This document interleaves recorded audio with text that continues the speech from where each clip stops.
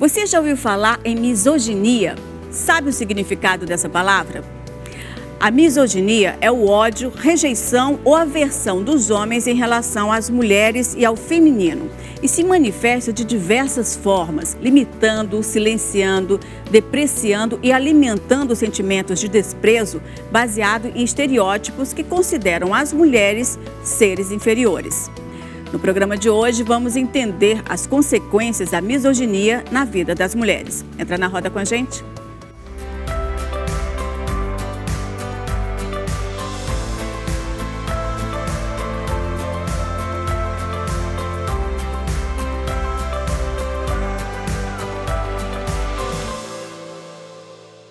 Olá, seja bem-vinda, seja bem-vindo ao Roda de Mulheres. Eu convido você a refletir com a gente sobre um tema crucial para nós mulheres, a misoginia. Ela está presente em nosso dia a dia, muitas vezes de forma sutil, mas seus impactos são profundos, perpetuando desigualdades e violências contra as mulheres.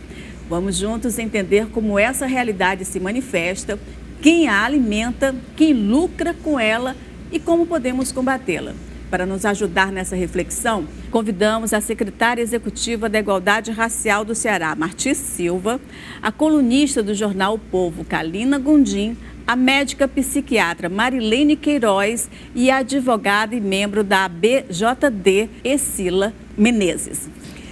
Bom, a misoginia é um conceito antigo, mas pouca gente sabe o que significa realmente. Então eu já começo perguntando aqui para a roda, qual é a definição de misoginia e como ela se diferencia do machismo e do patriarcado? A misoginia é o ódio à mulher, né? O machismo, ele é mais... Não que a misoginia não seja estruturante, mas o machismo, ele é mais estruturante, certo? Ele está em todas as relações. E a misoginia é aquele ódio mais dirigido para aquelas mulheres que elas passam daquele limite aceito, tolerado pela sociedade, né? Aquele limite que é dado para a mulher, aquele papel. Né? É tanto que hoje nós estamos observando mais casos de misoginia. Não que a misoginia tenha nascido agora, é um fenômeno antigo. Né? Mas agora ela tem uma maior expressividade justamente porque as mulheres elas estão tendo mais protagonismo, elas estão na política. Pronto, a política é um bom exemplo.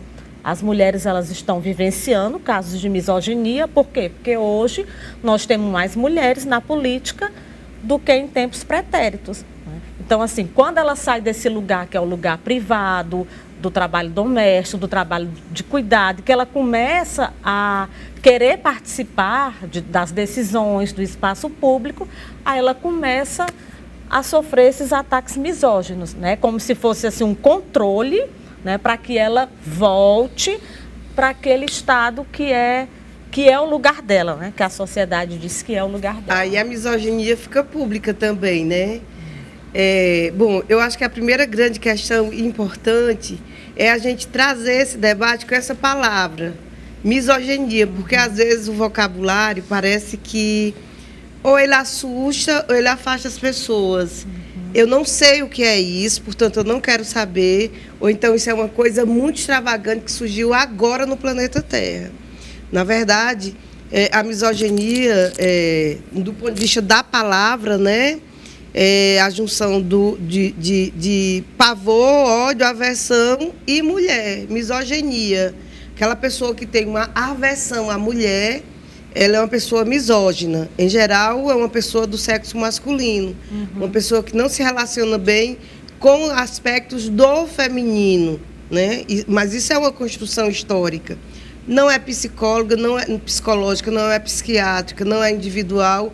É uma questão coletiva. Cultural, pode dizer. Cultural, é político, é estruturante também. O machismo talvez seja uma expressão estruturada, porque o machismo ele reúne práticas coletivas, consensos, né, de um grupo de pessoas, de uma parte da sociedade, achar, por exemplo, que é natural a mulher ganhar menos do que o homem, a mulher cuidar sozinha das atividades domésticas, ser responsável sozinha pelos cuidados, a mulher sofrer repressão sexual e o homem não, a mulher ser objeto sexual, Então, o machismo, na verdade, não estou querendo dar definição, mas é o meu juízo sobre essa questão. O machismo, ele expressa de um modo prático, de uma forma prática e real, a misoginia, né? A misoginia. E por que a gente tem falado tanto em misoginia? Que é uma palavra que estava assim meio guardada, né? Que existe, é secular, não nasceu hoje, né? Assim como a opressão, as relações desiguais entre homens e mulheres. Eu acho que a primeira vez que ela apareceu foi em 1600 e alguma coisa, há muito tempo atrás, né? Porque a experiência da humanidade, ela é antiga, né? Ela é histórica. Mas a gente tem falado mais porque as mulheres têm tido mais espaço de expressar a sua insatisfação com o tratamento desigual. Exato. Nós, mulheres, então a gente diz, desde ser misógino, isso é misoginia. Isso, outra palavra que surge muito recentemente, outro contexto, né, no nosso vocabulário coletivo, político, violência política de gênero. A gente tem que explicar o que é a violência política de gênero. É aquela expressão que nega, que é abusiva, que é desrespeitosa, que não aceita a presença das mulheres na política. Em geral, mulheres que têm uma posição no campo democrático, da defesa de direitos. Não é qualquer mulher que sofre a violência de gênero. Aí também a gente vai ver que tanto a misoginia, o machismo, a violência de gênero...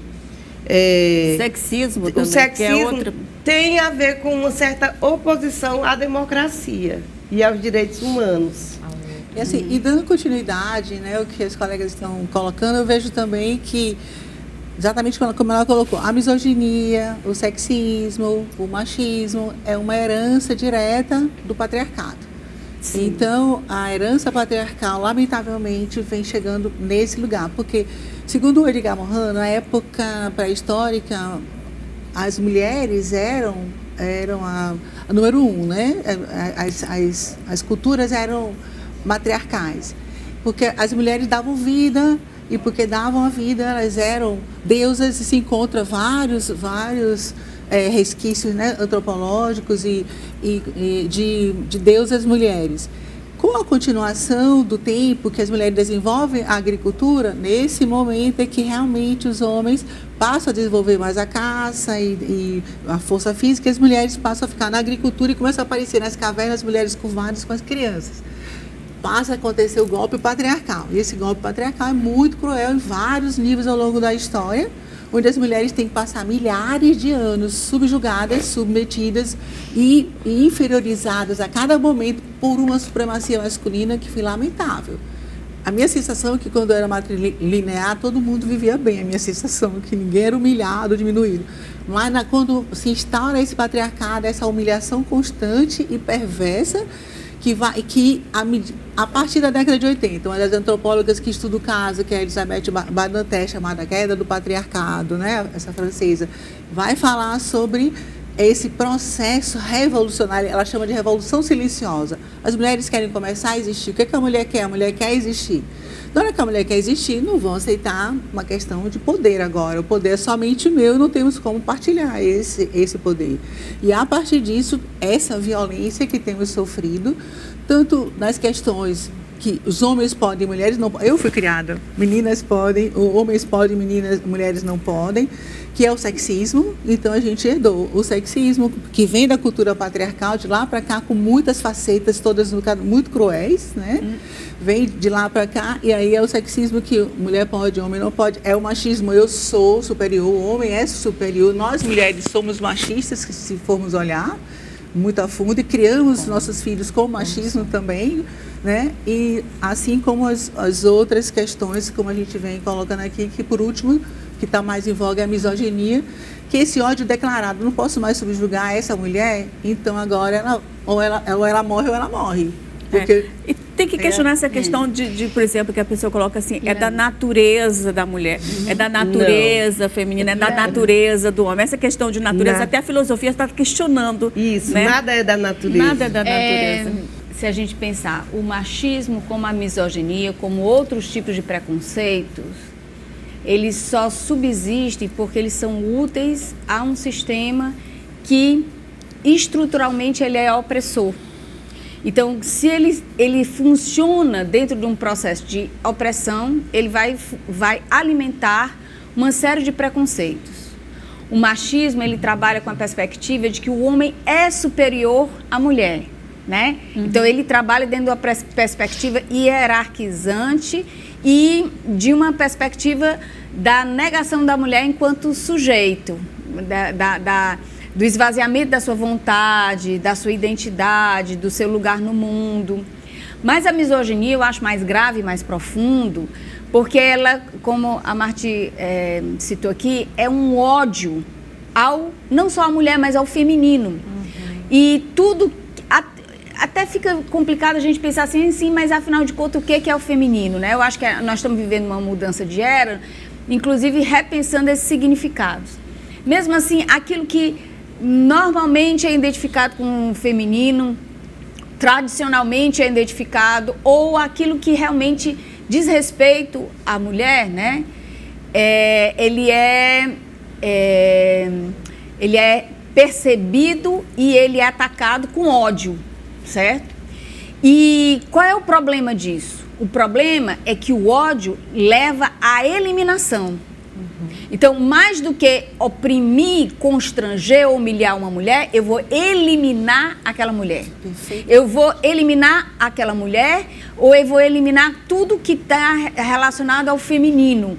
Por exemplo, relacionado a algumas mulheres, para conquistar alguns espaços de poder, elas precisaram se masculinizar, porque o ódio, toda a simbologia que identificada tradicionalmente com o feminino, ela é tão forte que é como se você tivesse que, para estar naquele lugar, se despir da sua condição de mulher nessa perspectiva feminina, certo? E se a gente tem alguma intenção de compreender ou de superar isso, a gente precisa entender que nenhum machismo vai ser superado, nenhuma misoginia, nenhum racismo, nem LGBTQIA+, fobia, transfobia e tudo mais, se eu não pensar dentro de uma superação de desigualdade social. Da estrutura, né? De estrutura. Não, se você quer fazer realmente uma investigação profunda, se você quer realmente tratar a questão do machismo ou da misoginia, você vai necessariamente acabar percebendo as estruturas fundantes e as estruturas também que não só que fundam, mas que também geram a sustentação e a continuidade do sistema. Então, você tem sistema capitalista, sistema feudalista, sistema escravagista, tudo isso foi fundado num processo de profunda aniquilação, opressão e subjugação de um indivíduo sobre o outro. A masculinidade hegemônica, ela foi muito construída na questão do se diferenciar do que é o feminino, né?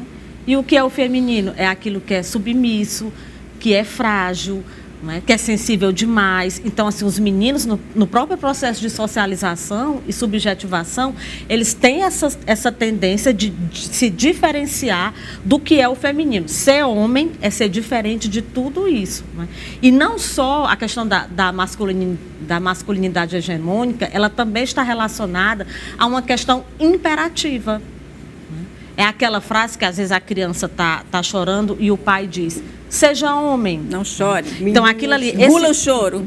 Esse seja homem não tem flexibilidade, não tem maleabilidade. Ele tem que ser homem, né? E então a questão da masculinidade também é uma questão performática. O homem ele vai se socializando e ele passa uma vida inteira tendo que performar. Eu tenho que ser homem, eu tenho que agir assim, eu não posso fazer isso, porque se eu fizer isso eu vou ser identificado como mulherzinha, porque quando um homem quer atacar o outro, ele fala o quê? Ah, tu tá parecido uma mulherzinha, né? Começa um bullying, né? E é interessante que mesmo nas masculinidades mais subalternizadas, por exemplo, dos homens, né, que têm uma relação homoafetiva, Eles sofrem, né, uma questão de ataque à homofobia, mas ainda assim, em muitas ocasiões, eles se unem com esses homens que têm a masculinidade hegemônica para atacar as mulheres. Né? Então, sempre aí é a verdadeira é uma das expressões da misoginia. Exatamente. Né? Então, é o feminino em contradição com o que poderia ser, vamos dizer assim, do ponto de vista das relações sociais, uma aliança, que é a masculinidade não hegemônica, que é o questionamento ou o comportamento que já questiona de uma forma muito mais livre a heterossexualidade, né? Mas, assim, a grande questão de onde a gente parte é onde é natural ser homem, ser mulher. Não é uma coisa dada da natureza, né? Apesar de que nós, seres humanos, a gente cada vez mais precisa ter essa compreensão numa perspectiva, vamos dizer assim, ecológica, a gente se colocar como seres da natureza, mas nós somos seres com uma inteligência organizada a partir de interesses. E de interesse de uma economia, seja uma economia primitiva, uma economia micro, uma economia macro. Então, a grande guerra do patriarcado, a guerra silenciosa ou a guerra explosiva, porque a gente pode também dizer que houve uma explosão à medida que, para algumas estudiosas sobre a experiência humana antes do patriarcado, a cultura, as relações sociais, a relação com a natureza, inclusive a relação com o tempo, porque antes do calendário solar romano, tinha-se o calendário lunar, que era orientado pelo ciclo menstrual. Então, assim, é uma coisa que vai nos levar a uma perspectiva de uma mudança radical nas relações entre os gêneros, ou entre os sexos, vamos dizer assim, a partir de um processo de acumulação. Eu não sei, não tenho aqui a resposta imediata para dizer por que o sexo masculino foi hegemônico no processo de acumulação de riquezas, de acumulação material. Mas tem uma pista, a reprodução humana e o direito hereditário, para garantir que a herança fosse deixada para aquelas pessoas que tivessem a linhagem com o proprietário ou com o grupo proprietário da riqueza acumulada. E onde é que está o controle dessa herança? No ventre da mulher e na reprodução. Né? Então, assim, o cinto de castidade, o controle sobre a sexualidade das mulheres tem uma raiz histórica muito grande nisso. E são processos tão enraizados que a gente vai, no cotidiano, percebendo algumas naturalizações, inclusive estúpidas, tipo, menina usa rosa, menino usa azul. Isso vai reproduzindo, às vezes você diz, mas isso é uma grande idiotice, mas como é que isso chega na cabeça da grande maioria dos meninos e das meninas também, né? Uma mera questão de cor cromática, né? Aí o azul...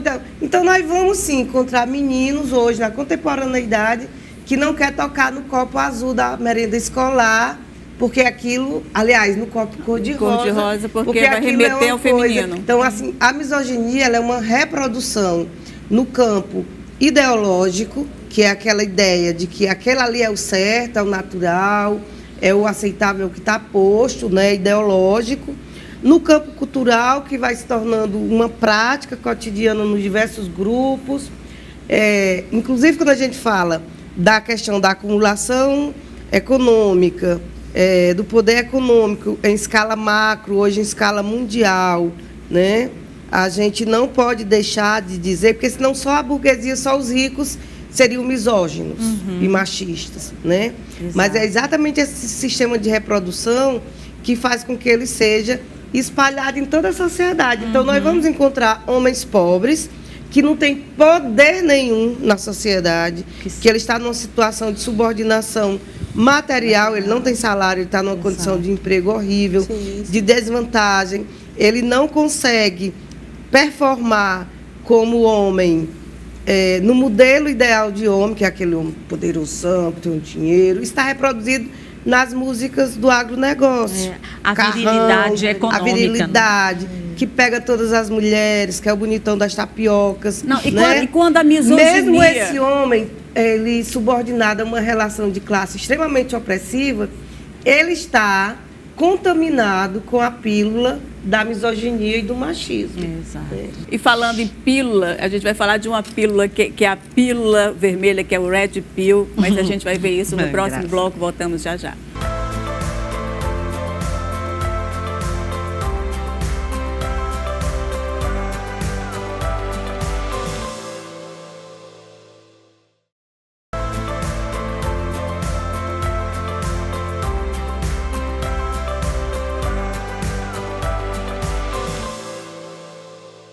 Estamos de volta com Roda de Mulheres falando sobre misoginia. Pesquisas recentes revelam que influenciadores estão lucrando com a disseminação de conteúdos misóginos na internet, especialmente no YouTube. Um relatório do NetLab, UFRJ, em parceria com o Ministério das Mulheres, analisou mais de 76 mil vídeos de 7.812 canais, totalizando mais de 4 bilhões de visualizações e 23 milhões de comentários. A pesquisa identificou 137 canais com conteúdos misóginos, que juntos somam mais de 3 bilhões de visualizações. 80% desses canais utilizam estratégias de monetização, como anúncios, doações e vendas de produtos. O discurso de ódio contra as mulheres virou um negócio lucrativo. E isto é muito sério. Eu gostaria de saber aqui a opinião de vocês a respeito disso.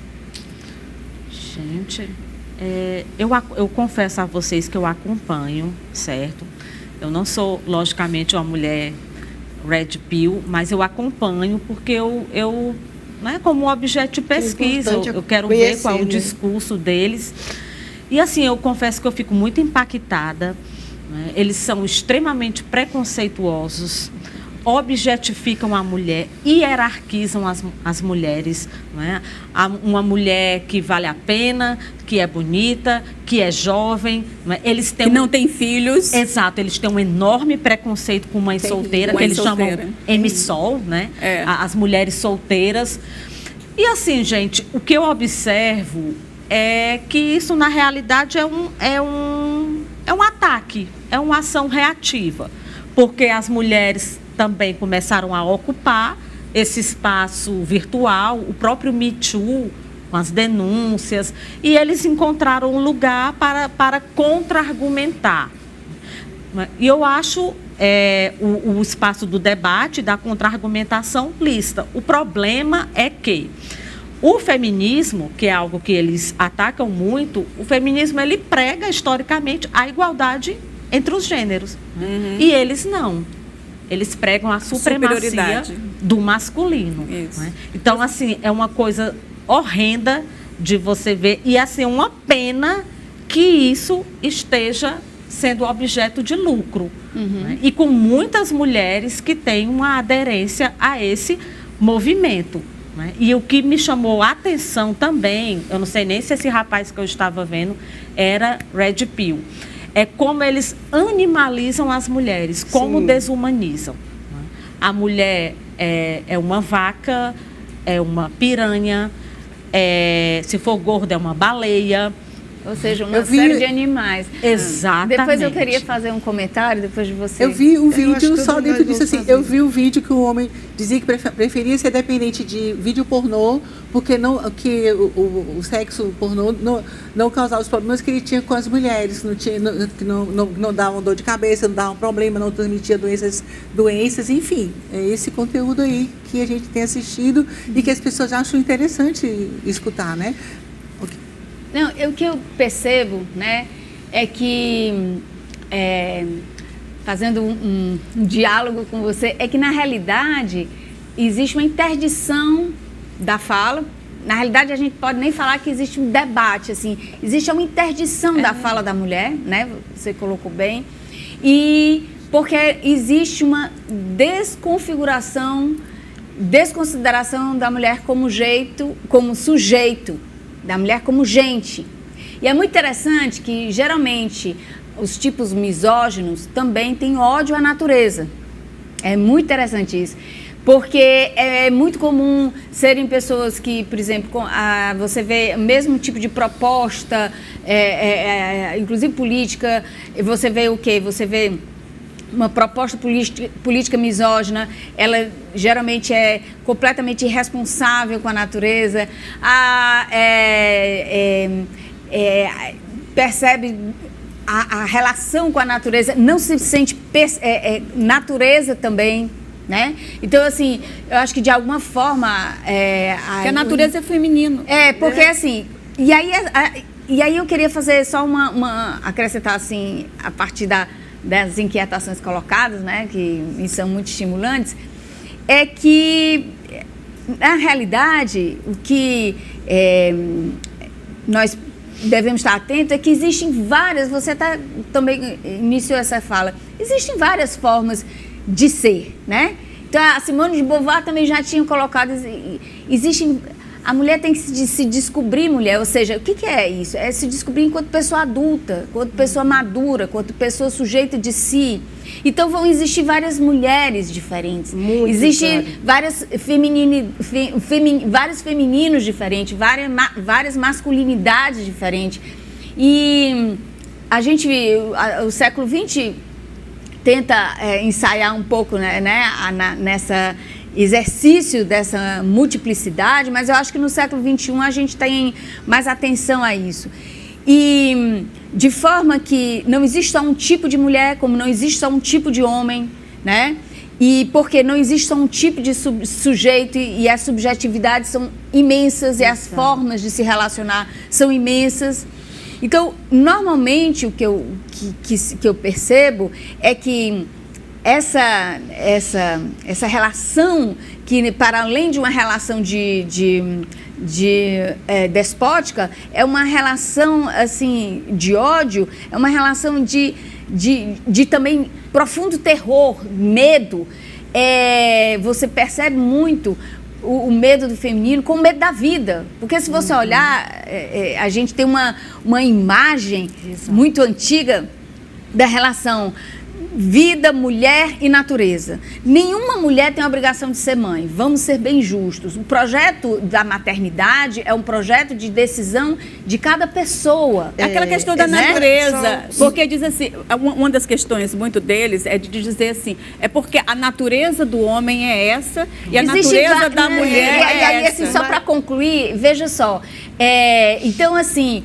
Ninguém tem a obrigação a seguir um padrão. Então, o século XXI está trazendo para nós essa missão histórica.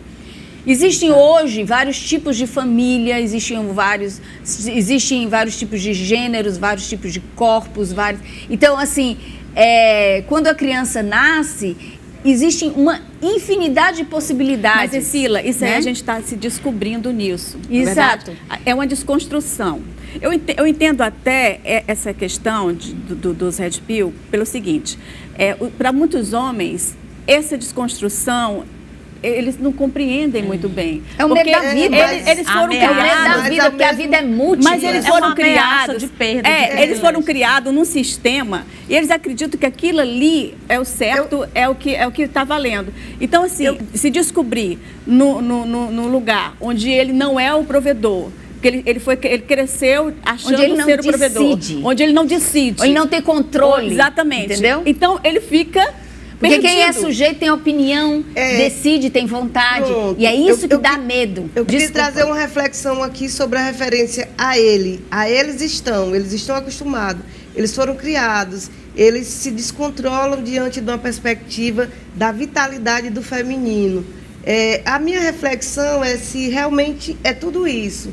Porque, veja bem, há uma coincidência entre o crescimento do que nós chamamos hoje nessa nova palavra, que não é nova no sentido, porque tem vindo muito à tona, inclusive pela verbalização das mulheres, e não apenas das mulheres, mas de setores da sociedade que não aceitam a convivência de opressão, de hierarquia, de subalternidade, aí inclui também a parte deles, né? Deles, de homens. Felizmente, nós precisamos encontrar aliados nessa perspectiva, mas há uma coincidência entre esse comportamento de ódio contra as mulheres e esses sites, esses canais, eles são violentos e eles capturam a mentalidade, sobretudo de jovens, de homens jovens de todas as classes sociais. Principalmente das classes sociais menos favorecidas, porque aí trabalha com a insegurança, com a falta de perspectiva, com a necessidade de se reconfigurar no relacionamento com as mulheres, né? Então, é muito fácil... a mulher galinha, a mulher piranha, a mulher baleia, e sempre aquele modelo da mulher que ela é construída para o que se chama hoje, que é uma nova palavra, um novo contexto, mulher troféu. Então, não apenas eles, que o espelho é o homem rico, que tem um dinheiro, que tem poder, então ele tem uma mulher troféu, que ela é magra, ela é branca, ela é toda na moda, toda fashionista, obediente, está dentro de casa. Então, esse Bela, modelo recatada, ideal de relação se reproduz também para os meninos da periferia pobre. Exato. Né? Então, e também se reproduz, vamos combinar aqui com muita honestidade e preocupação, na cabeça das meninas, das mulheres. Sim, então, claro. o mundo não é ele e ela, né? Não são eles e nós. Na verdade, e coincide também o crescimento desses canais, veja bem como eles são capturados pelo mercado, eles ganham dinheiro fazendo isso, uma atrocidade que, inclusive, se a gente fosse pegar todos os nossos instrumentos jurídicos, legais, políticos, de proteção a direitos humanos e à dignidade da pessoa humana, esses canais nem deveriam existir. Exato. Exatamente. Sem considerar que seria censura, isso seria defesa da civilidade, do nosso processo de construção de relações civilizadas, que se pautam no respeito, na decência, né? Então, esse coincide também com o avanço da ultradireita no processo mundial, de uma geopolítica, onde o dono de um conglomerado de redes sociais disse que vai se aliar ao Trump para se contrapor às soberanias de vários países que têm regulamentação sobre as redes sociais. Então, os Red Pills, eles estão nas redes sociais e eles certamente querem. E não essa dá quebra de soberania, não dá para dissociar né? dessa questão política E mesmo. tem a ver né? com democracia, tem a ver com direitos humanos, tem a ver, por exemplo, agora todo mundo acha que falar de racismo ou expressar, ser repreendido por uma expressão racista é censura. Não é, isso é avanço da civilidade. Exato. Isso é avanço de um processo civilizatório em que o que está no centro é a defesa de relações que primem pela continuidade da espécie humana dentro de um sistema social em que todas as pessoas sejam capazes e possíveis de acessar direitos, de acessar bens materiais, de acessar possibilidades, oportunidades. E o grande centro desse racha, dessa divisão, é gênero, é homem e mulher, masculino e feminino. Né? O que é, Né? o que é muito branco preocupante. é raça também. É raça também. Outra linha que separa e que estrutura essa divisão. Mas é fundamentalmente classe social dentro do sistema capitalista. E a importância da regulamentação das redes, não é isso? Regulamentação das redes, principalmente porque se não regulamentar, entender como o cérebro funciona é interessante, porque o cérebro é muito fácil de ser convencido. O cérebro é algo muito ingênuo. O que você oferece é o que ele vai metabolizar. O que você oferece é o que ele vai praticamente acreditar, né? Sim. E principalmente se um grupo acredita, os neurônios espelhos fazem com que um grupo ainda maior acredite pela imitação. Esse conceito novo que a colega trouxe sobre que a mulher troféu é algo do próprio sistema misógino extremamente opressor e que as mulheres estão querendo ser mulheres troféus. Isso. Porque escutam isso nas redes e acham que isso é saudável e que esse é o modelo. A gente tem que ter muito cuidado, porque se não tiver esse controle das redes sociais, o cérebro humano está pronto para acreditar, para metabolizar, para realmente agir daquela maneira. É a questão da aceitação, né? Acho que elas fazer chegam, parte, né? elas querem fazer parte daquilo ali, então elas acabam se corrompendo, né? Lana, eu achei interessante, a Marti falou em direitos, e eu tô olhando a blusa da colega ali, a BJD, e assim, eu não sei, paralelamente, dentro do mesmo movimento dos Red Pill, são as advogadas de homens. Elas trabalham exclusivamente defendendo as causas masculinas, porque, segundo elas, as leis brasileiras e a justiça como um todo defende as mulheres, é muito protecionista para com as mulheres. Então, eu já vi vídeos dessas advogadas, elas alertando os homens como se proteger de uma eventual Maria da Penha, como se proteger contra uma importunação sexual.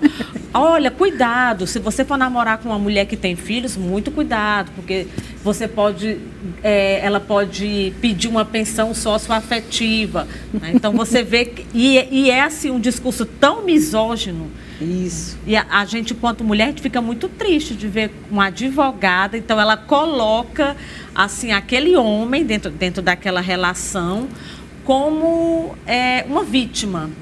uma vítima da justiça brasileira. Não, mas esse movimento é exatamente porque eles são vítimas desse sistema, então eles querem se unir para poder contrapor tudo isso. Mas mulher, quando na sendo verdade advogada, eles estruturam, renovam e reproduzem o sistema de opressão. Porque esse discurso de ódio, ele gera o quê? Ele gera violência contra a mulher. Muitos deles são estupradores, né? Sim, então eles porque ensinam a fazer práticas de violência contra as mulheres. Eu já denunciei sites assim absurdo, em que uma das frases era o seguinte: cuidado com esta moça. Era um vocabulário bem mais violento, eu não vou reproduzir em respeito à dignidade, mas ter cuidado com essa mulher que você namora, que ela já namorou com vários, que ela está em algum movimento, que ela é esquerda, que ela é feminista e tal. Faça de conta que está com ela, mas aproveite. Muitas orientações. Pratique violência sexual com ela. Então, assim, uma verdadeira cartilha uma prescrição. de humilhação. Uma prescrição. Então, assim, orientação para a opressão. É uma orientação para a opressão. E a gente diz, é incrível que mulheres, como mulher advogada, assumam isso, porque o processo é societal, do conjunto.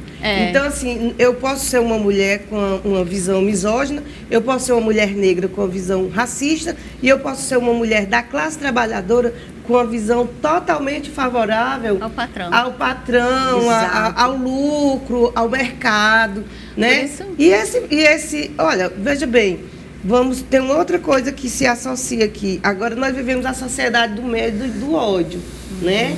É o medo do mercado, é o ódio às mulheres, é o ódio ao pobre, é o ódio ao nordestino, ao estrangeiro de países, né, pobres. Então, assim, esse sistema, ele vai sendo alimentado por isso. Mas só para concluir aqui, eles dizem que são contra o sistema. Na verdade, tem talvez um novo sistema que a ultradireita quer criar no Brasil, no mundo, no planeta Terra, que é o sistema fascista, que é a da barbárie, né? Mas não é contra o sistema. Ele, na realidade, são contra um sistema de direitos. É um aprofundamento do sistema de opressão. Eles não são contra o sistema opressor, eles são contra um sistema de direitos, que foi uma conquista, né, histórica e construída a duríssimas penas. E é muito interessante isso, porque você vai olhar, o que está na raiz disso é a não percepção e não aceitação do outro como um sujeito de direito. Como um sujeito, porque todo sujeito ele possui direitos, né? E, ou seja, a negação das mulheres como sujeito é a negação das vontades. E aí, quando eu mando, eu controlo a sua vontade. E se você é sujeito, você tem vontade própria, eu não tenho controle.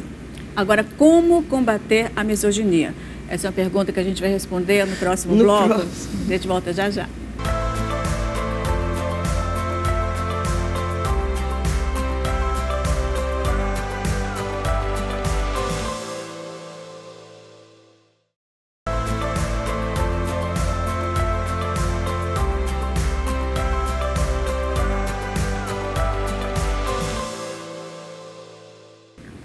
Voltamos com Roda de Mulheres. O tema da nossa conversa de hoje é misoginia. Que ações podemos adotar no nosso dia a dia para desconstruir a misoginia? Essa é a pergunta que eu faço agora nesse início de bloco. Nós estávamos conversando que é tão complexo esse tema que passaríamos anos já falar sobre tudo que envolve. Mas coisas bem práticas, inclusive para as pessoas que estão assistindo, estão aqui conosco assistindo, coisas simples são grandiosas. Na hora que você deixa o seu filho brincar com uma boneca, as filhas de amigas minhas, quando os meninos estão brincando com bonecas, acham que é problemático. Coisas simples, né, do próprio dia a dia. Deixar, como a colega estava falando, de isso é de menino ou de menina, isso é sexismo. Temos que acabar com o sexismo, com a sensação de superioridade, porque o seu irmão é melhor, o seu irmão é maior. No nosso dia a dia mesmo, porque nós criamos com machismo, muitas vezes, os nossos filhos, as nossas filhas com sexismo. E todas as outras atitudes que no dia a dia você possa mostrar que são iguais, que as mulheres têm que ser respeitadas, os homens têm que ser respeitados, porque estamos falando do feminino, mas tem também o lado masculino muito complexo, que tem tido atualmente, ainda bem, muitas rodas terapêuticas para compreender também esse complexo, né, do masculino na herança patriarcal, como o que acontece com eles. Então eu penso que no dia a dia, atitudes simples de não fazermos separações e nem atitudes que sejam tão sexistas ou patriarcais ou autoritárias, e trazer os meninos e as meninas para um mesmo plano de respeito e de direitos, já é um grande avanço.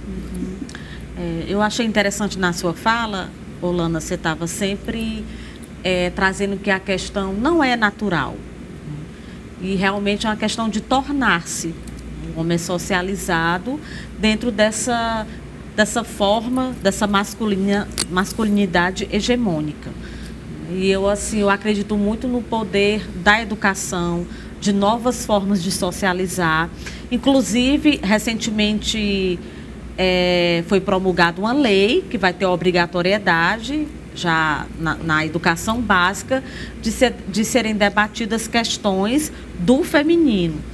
Então, isso já é um avanço, já existem também documentos oficiais que trazem a questão da igualdade de gênero para ser debatida em toda a educação, desde da educação infantil até a pós-graduação. Então, a gente tem que apostar também na educação, porque como não é algo natural, então a gente também não pode cair numa visão fatalista. Quem é misógino, hoje, homem ou mulher, pode tornar-se não misógino. E a gente precisa muito da cooperação dos homens, da solidariedade. Né? Tem muitos homens que estão abertos ao diálogo, ao apoio ao feminino. Então, a gente tem que acreditar nessa mudança para que nós tenhamos um futuro mais igualitário. Verdade. Bom, eu sou da Associação Brasileira de Juristas pela Democracia, sou advogada, eu e Marti, né? E acho que a superação do machismo, como a superação da misoginia, passa obrigatoriamente por uma defesa da democracia. Nós não vamos conseguir desenvolver nenhum trabalho educativo, nenhum trabalho de políticas públicas de igualdade se a gente não estiver dentro da democracia. Se eu estiver vivendo num sistema, num regime de ditadura, vai ser impossível, porque a própria estrutura ela vai precisar de espaços de poder, microespaços de poder, onde se exercita uma relação despótica, antes de mais nada. Então, a partir disso aí, então, assim, o que é defender a democracia? É defender as pessoas como sujeito. E defender as pessoas como sujeito é defender as pessoas como detentoras de direitos. E aí faço a conexão com o bloco passado. Se eu sou sujeito, eu tenho a responsabilidade e a condição e a capacidade de decisão, certo? E quando eu tenho esse reconhecimento e eu vivencio isso, eu vou respeitar os meus direitos e vou respeitar os direitos dos outros. A gente faz uma disputa importante, não só pela democracia e também pela a conquista dos espaços de poder que sejam paritários, né? Mas não adianta, como a gente conversou, só colocar mulheres. Eu preciso que a mulher que ocupe esse espaço seja uma mulher que defenda a igualdade de direitos. Exatamente. E aí eu, sim, vou trazer uma vivência institucional e uma vivência social que vai superar a condição de misoginia e de machismo. Exato. Eu preciso que a sociedade não só entenda, pense, mas eu preciso que a sociedade tenha experiências de vida coletiva, né, de igualdade. Por isso que as cotas são fundamentais. Por isso que colocar mulheres, né, nos espaços de poder do sistema de justiça é muito importante. Mas antes de mais nada, mulheres que lutem pelos direitos das mulheres, porque senão não vai adiantar. Exato. Eu acho que a questão inicial aqui desse bloco é como enfrentar a misoginia, né? Na verdade, nós temos que enfrentar uma proposta, e eu diria assim, uma ameaça de projeto de humanidade que tem rompido com aquilo que a gente começou a construir incrivelmente na transição da Idade Média para a Idade Moderna. Então, não é um processo hoje, que é o Estado de Direito, o Estado Democrático de Direito, depois o avanço para o Estado de Bem-Estar Social, né? Que hoje se contempla esse Estado de Bem-Estar Social na construção de políticas públicas para as mulheres, para a criança, para pessoas idosas, para a pessoa com deficiência, na perspectiva da igualdade racial, na perspectiva de um desenvolvimento econômico que contemple as necessidades das pessoas de morar, de se transportar, de ter renda. Então, assim, é um conjunto de situações em que a misoginia, ao lado do racismo, do capacitismo, do machismo, do sexismo, de uma série de outras formas de preconceito, de discriminação e de violências, se coloca como reprodutor, né, como cadeia reprodutora para estruturar esse projeto anti-humano, anti-ecológico, anti-vida, né? Então, combater a misoginia é ter uma perspectiva holística, Muito né? bem. Mas muito realista também,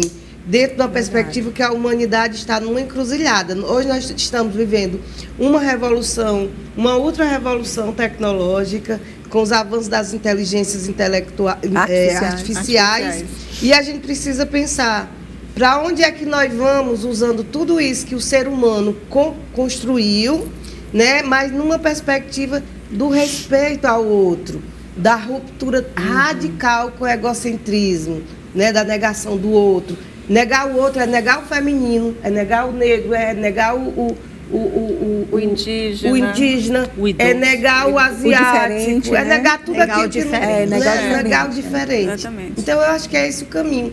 Não é fácil.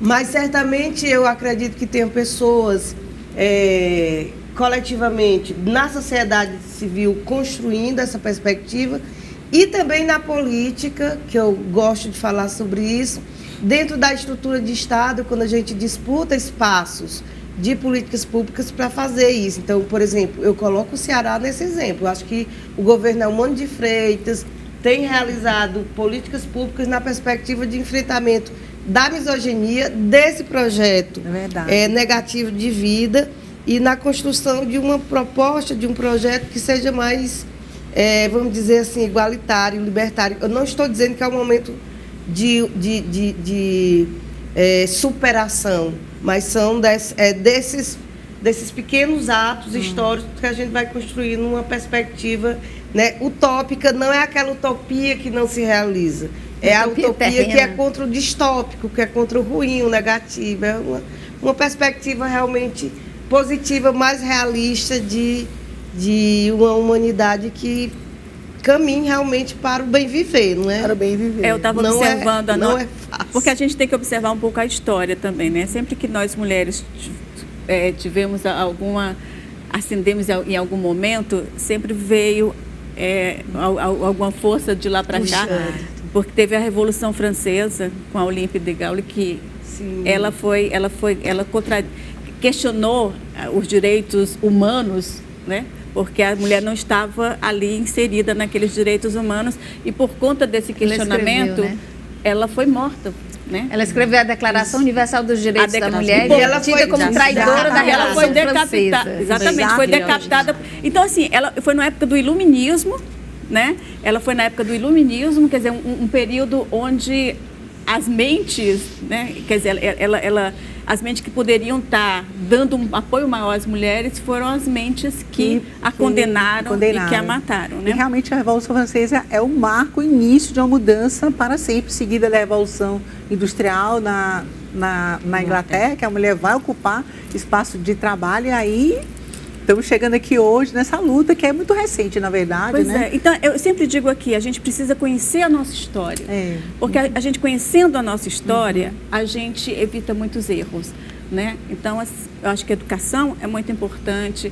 Eu acho que a gente ter essa abrangência é muito importante para que a gente possa se colocar, para que a gente não possa invadir o espaço do outro.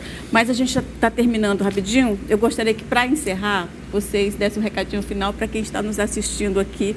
Aí fica a critério de vocês, se é dentro do nosso assunto, ou vocês querem divulgar alguma coisa pessoal. A hora é esta. Eu quero divulgar a minha coluna no jornal O Povo, que ela sai semanalmente, às quintas-feiras, e é um espaço dedicado a discussões femininas, né? Então, eu abordo mulheres e política, mulheres e mercado de trabalho, misoginia, que provavelmente vai ser o tema da próxima semana. Então, eu quero aqui divulgá-la e vou ficar muito lisonjeada se tiver gente para ler, para debater. Eu sempre gosto de responder os assinantes que colocam algum tipo de informação, que parabenizam. E é um espaço, né? Um espaço de escrita, de debate, e para falar sobre o mundo das mulheres, as coisas das mulheres, que na realidade é um mundo de todos. Exatamente. Todos nós. É isso aí. Muito bem, eu gostaria de divulgar o meu grupo, que eu trabalho com mulheres já há muitos anos, chamadas Deusas e Lobas e outros momentos, né, nosso autoconhecimento. Então, se quiser me encontrar, é no @Mariline Queiroz 2018, que é o nosso Instagram, assim como da Casa Criar também. E nesse grupo de mulheres, é um grupo de cuidado, de autoconhecimento, de autodesenvolvimento, porque nós sabemos que não só a misoginia aparente, declarada, mas também sofremos a misoginia silenciosa, insidiosa, quase imperceptível, e que vai nos adoecendo. Então, é um trabalho, um lugar de autocuidado, de saúde mental, emocional, de crescimento, para que possamos olhar também com bastante generosidade para o nosso entorno, né? Exatamente. Bom, eu quero falar aqui de uma forma muito especial da política de igualdade racial do Estado do Ceará. É uma política que não é recente, mas que tem ganhado maior espaço a partir da criação da Secretaria da Igualdade Racial, onde eu estou na condição de secretária executiva. Nós temos desenvolvido várias ações importantes, estruturantes, e eu quero falar aqui de uma específica, que é a estratégia de interiorizar a política da igualdade racial para os municípios do Estado do Ceará, através do projeto Selo Município Sem Racismo.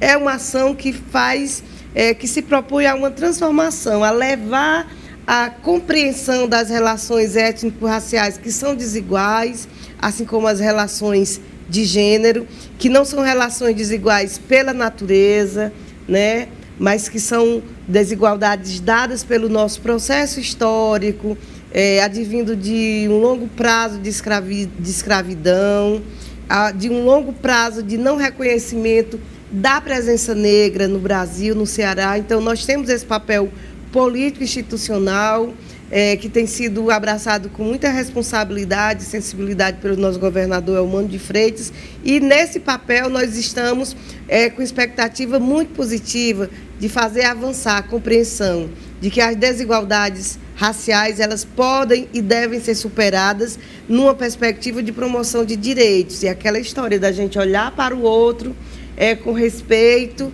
né, e com dignidade. Então, é essa divulgação que eu quero fazer, e achando que o ano de 2025 é um ano muito promissor para a gente avançar muito mais ainda nessa política, né, que é uma política pública. Exato, estamos juntas. Bom, a luta pela igualdade de direitos para homens e mulheres é a luta pela vida, pela segurança de todos e todas e todes. A luta por democracia é também uma luta pela vida. A gente criou a Associação Brasileira de Juristas pela Democracia justamente numa luta contra a violência de gênero, né, contra o golpe que sofreu a presidenta Dilma Rousseff, e que não foi só um golpe contra uma presidenta, foi um golpe, justamente um golpe misógino contra todas as mulheres e contra um projeto de igualdade, um projeto de fé no Brasil, porque o Brasil é um país múltiplo. Então, a defesa da democracia é a defesa de cada um de nós, é a defesa das nossas vidas. Eu deixo aqui esse convite e instigo a coragem de cada um de nós, a coragem de viver e de ser feliz, né, com a felicidade dos outros e a felicidade das outras. Não ter medo daquilo que é diferente, não ter medo da independência, não ter medo da vontade do outro. Na realidade, defender o direito do outro, e que assim é uma forma também da gente defender até o nosso direito. É assim que a gente está na luta, e é assim que a gente tem fé no mundo, e é assim que a gente tem fé, né, que é possível a gente ser feliz aqui nesse mundo juntos, juntos e juntas. É isso aí, meninas. Mais uma vez, muito obrigada por poder contar com vocês, com a fala riquíssima de vocês. E estamos chegando ao fim de mais um Roda de Mulheres. Hoje falamos sobre misoginia, um tema complexo, mas essencial para construirmos uma sociedade mais justa e igualitária. Como vimos, a misoginia é uma realidade que prejudica a todos nós. Combater a misoginia exige coragem para enxergar e desconstruir atitudes e estruturas que discriminam, silenciam e oprimem as mulheres. E essa mudança começa nas pequenas ações, nas conversas cotidianas, na educação de nossas crianças. Queremos agradecer às nossas convidadas que enriqueceram a nossa conversa de hoje e agradecer a você que nos acompanhou nessa reflexão tão necessária. Que esta roda continue girando, espalhando consciência, união e transformação. Super beijo, vejo você na próxima semana. Até lá.